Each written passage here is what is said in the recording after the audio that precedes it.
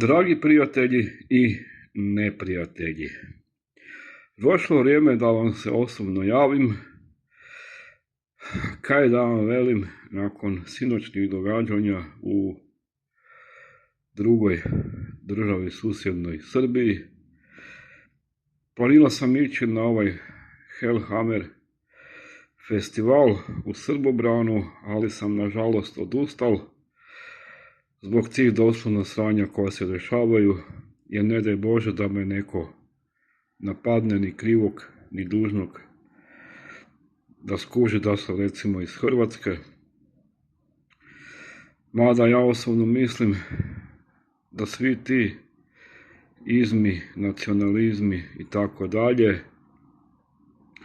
su samo korijen zla. Jer ovo kad se dešava u Beogradu, više stvarno ne znam s čim ima veze. Viču ustaše, ustaše, ko da sam u 41. bogte.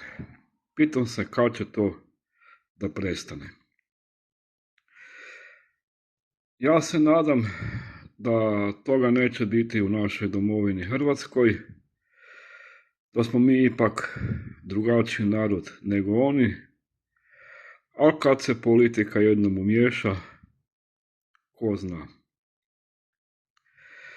Nije da živimo nešto puno bolje nego Srbi, moglo bi se tu dosta stvari popraviti.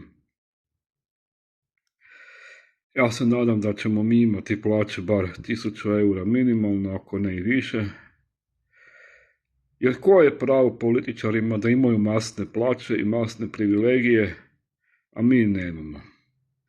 Nadam se da ste shvatili moju poruku i budite mi pozdravljeni i uživajte u ljetu ako imate novce da kam odete.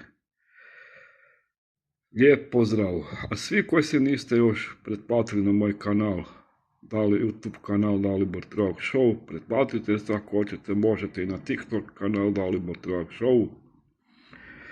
Eto, do skorog viđenja i nadam se da ništa nisam krivo rekao. Eto, pozdrav i bok.